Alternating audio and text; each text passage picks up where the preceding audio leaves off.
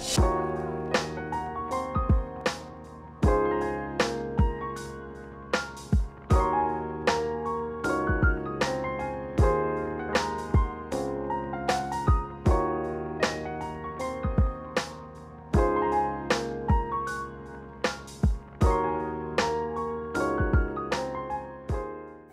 fortæl mig lidt mere om Bergårdsbeviden først, før jeg begynder at give dig nogle refleksioner. Du er velkommen til at optage samtidig, hvis du vil det.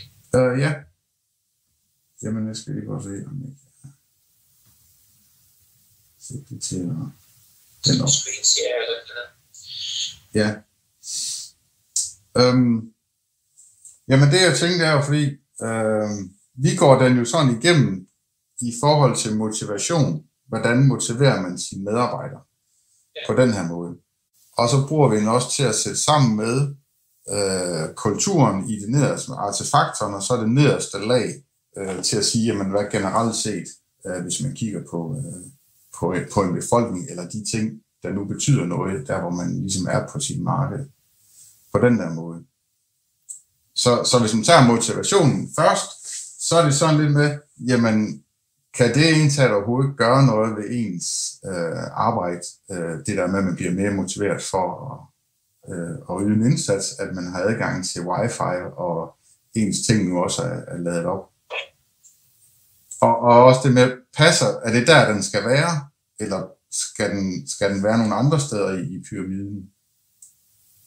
For nogen, hvis vi tager, men det er jo sådan rent afsætningsmæssigt, hvis man kigger på nogle af de unge mennesker, så vil de hellere undvære at få noget at spise, men de kan få den nye iPhone, for eksempel, for at være online. På den måde. Ja. Altså, min holdning, altså generelt set, min holdning til samfundet er, at vores verden, så meget som den har ændret sig over de sidste, lad os sige, 20 år, er stadig den samme. Men der er flere af de her kanaler, der enten har fået større styrke, eller som er forsvundet. Og på grund af det, bliver man enten overstimuleret igennem nogle kanaler og understimuleret igennem andre kanaler.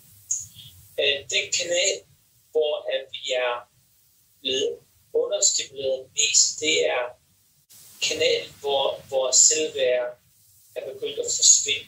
Fordi vi har så stort behov for at skille os ud fra omverdenen og samtidig tilhøre omverdenen. Og det er sådan et meget komplekst dilemma, som du ved i. Og hvis jeg skal prøve at tage dig igen, hvad jeg mener, så det største fjende i vores samfund i øjeblikket er det, som jeg mener kalder transparency. Jeg ved ikke, hvad det hedder på dansk. Ja, er det gennemsigtigt, gennemskueligt? Ja, det er gennemskueligt. Det er måske mere gennemsigtighed. Ja, transparency er en stor fjende i vores samfund i øjeblikket, fordi folk tror, at det er jo fantastisk, vi kan se, hvad der sker, og der er sandheden, den er derude hele tiden. Men det er faktisk givet et bagstør, og også til det er sket, det er fordi, at hvis jeg kan se, hvad du har, jeg kan se, hvad du tjener i løn, så bliver jeg jaloux.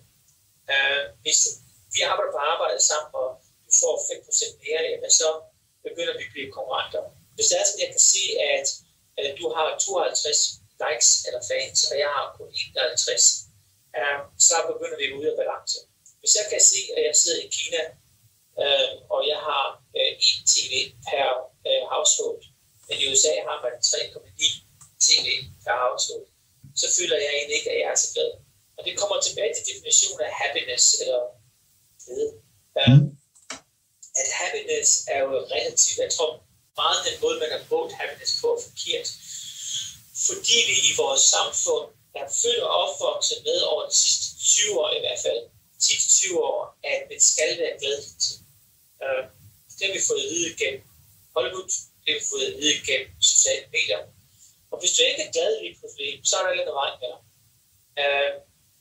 Og kan man sige, at altså, i USA er ordet og begrebet happiness blevet et produkt. Så de mener, at du har happy meal, eller du har happy pill, eller du har happy canned laughter. Og alle de her ting er jo i virkeligheden ting, som skubber virkeligheden ind til et space, som i virkelig på mange områder ikke er rigtigt, den er sådan kunstig på den måde. Men vi definerer lige pludselig vores liv med, hvor glad er jeg. Er du glad lige nu? Ja, ikke. Så er du ikke glad nok, så har du ikke det rigtige liv. Og så sker der lige pludselig det, at den måde, vi prøver at blive glade på, det er, at vi prøver at finde anerkendelse hos andre.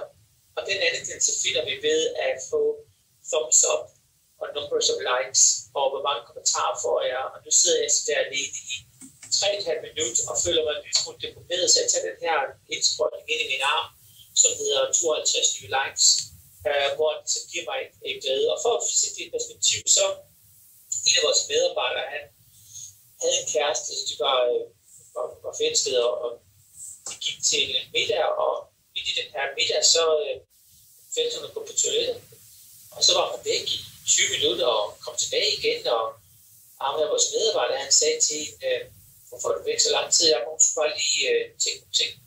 Og så lidt senere i samtalen, så skal hun vise lidt på hendes telefon, og så tilfældigvis ser han til alle de billeder, der er blevet taget over de sidste 20 minutter.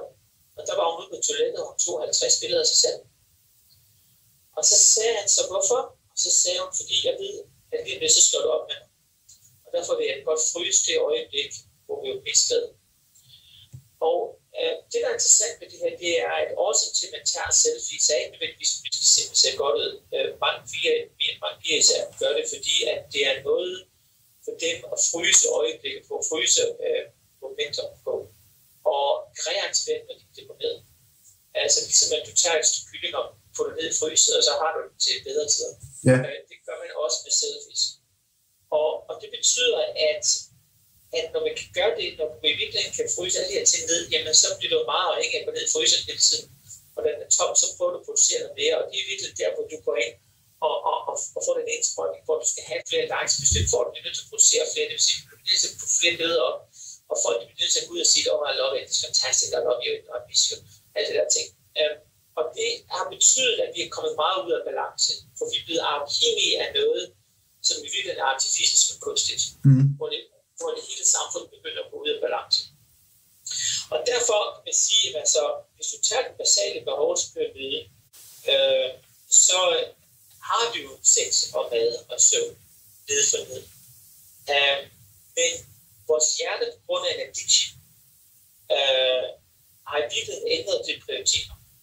Og det har ændret prioriteterne, fordi at jeg har oplevet mange gange, når vi har lavet research rundt om i verden, især i USA, hvor jeg har brugt meget tid med forbrugerne, at jeg er gået i et hjem, hvor de har ikke haft noget mad på bordet.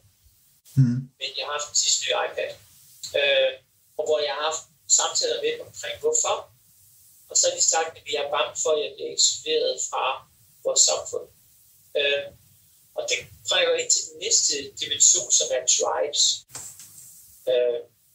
Jeg ved ikke, om man kalder det klikker på dansk. Hvad kalder man tribe på dansk? Jo, det vil være klikker eller grupper, at man hører til en tilhørs til sådan en gruppe der, ja. Gruppe, ja. Eller sin stamme. Det er en stamme, ja. Det er en stamme. Det er stærkere. Og de her stammer, jo mere man er under pres, jo mere man er i krise, jo mere går man tilbage til ens basale stammer. Og det er så det, jeg har skrevet blandt andet om i den bog, du måske har læst på, den bog, der hedder Biology for Coronavirus World. Ja. Hvor at jeg skrev noget om de her tribes eller stammer, som vi har, hvor at man var bange for en overgang at hoste. Hvis man hostede, så ville folk lige sagt, at du har det. Nej, jeg har det ikke. Altså, ikke? Og lige pludselig så sker der det, at man gør, hvad man kan, men det er for at holde fast i den stamme, som man mener, man tilhører, som er, vi er i hvert fald de sunde mennesker, vi er ikke ekskluderet for verden. Så den dimension kommer ind over, og kan man sige, at internettet har på mange områder amplificeret den samme forhold af flere grunde. En af de grunde, det er, at vi er nu 7,5 milliarder mennesker på jorden, så der er ikke ret stor chance for, at du bliver nummer 1. Og det vil sige, at hvis jeg kan sammenligne mig selv med 355 millioner andre mennesker, og det er lidt håbløst at tænke over. Og hvad gør du så? Så går du tilbage til de basale værdier og tilbage til din stamme, hvor du måske kun har 30 mennesker, men i det mindste så har jeg folk, jeg stoler på, der taler det samme sprog som mig. Og det er derfor, vi ser de her bobler, der sker i USA, hvor at folk, der tror på et eller andet, det er de små bobler, som bliver virkelig bliver virkelig på en eller anden måde, og den her virkelighed lige pludselig bliver så virkelig, at folk ikke tror på, at der eksisterer andre virkeligheder rundt om. Det bliver virkelig.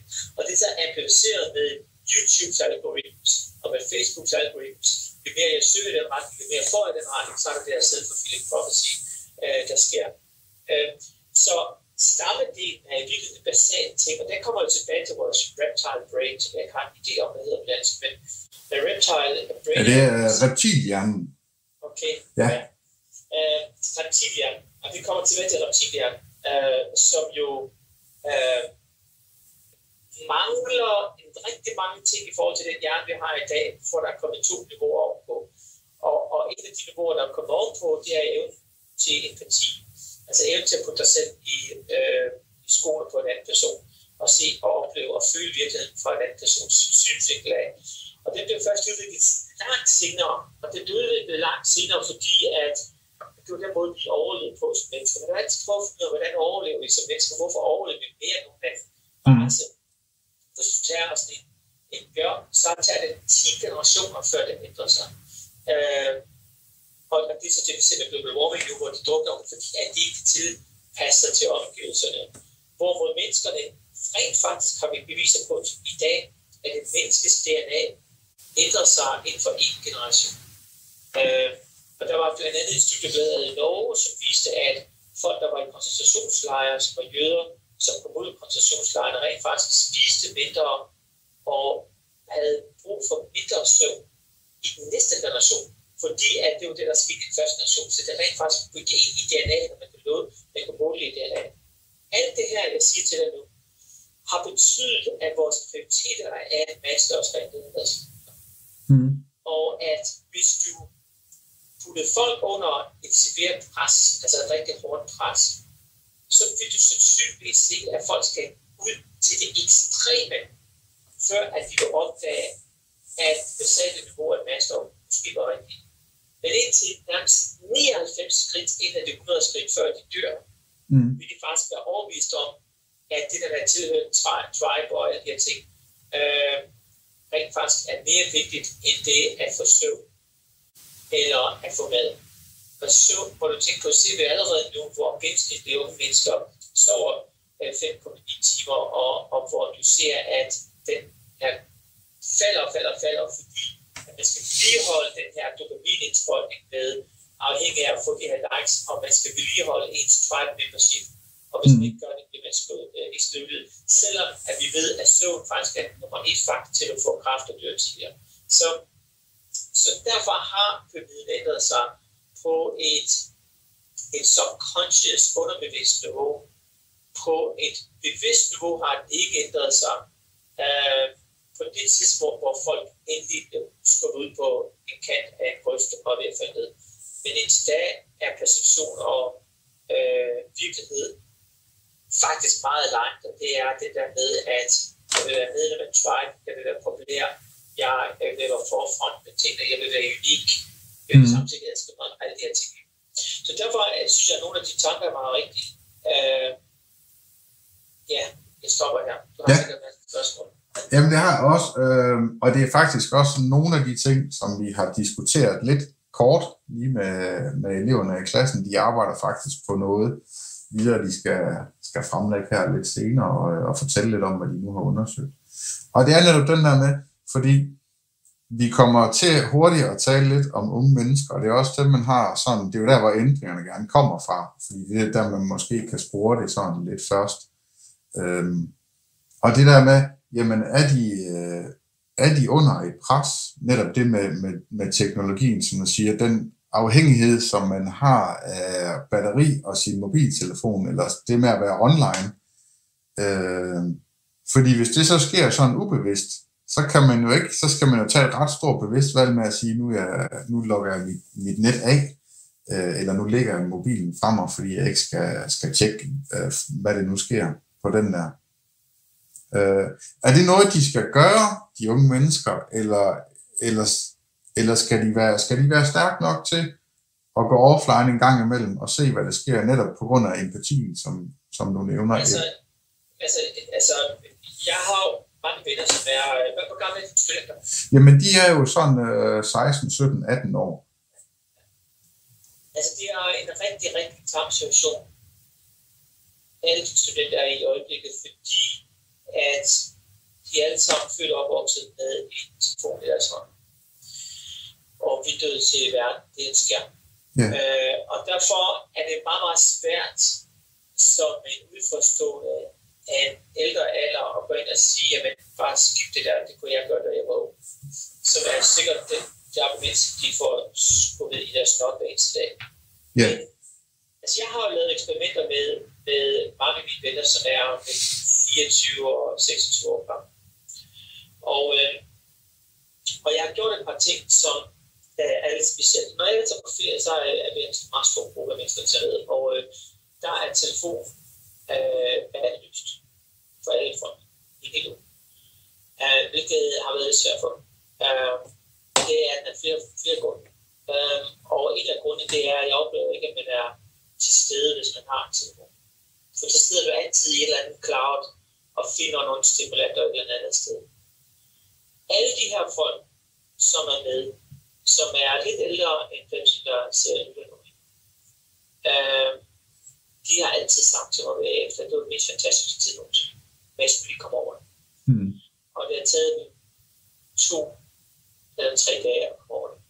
Årsagen til, at de var i stand til at gøre det, var fordi, at den stamme, som de tilhørte, altså den gruppe af venner, de havde, som de stoler på, og som de oplever, i virkeligheden definerer deres succes eller ej, at det fulgte med dem.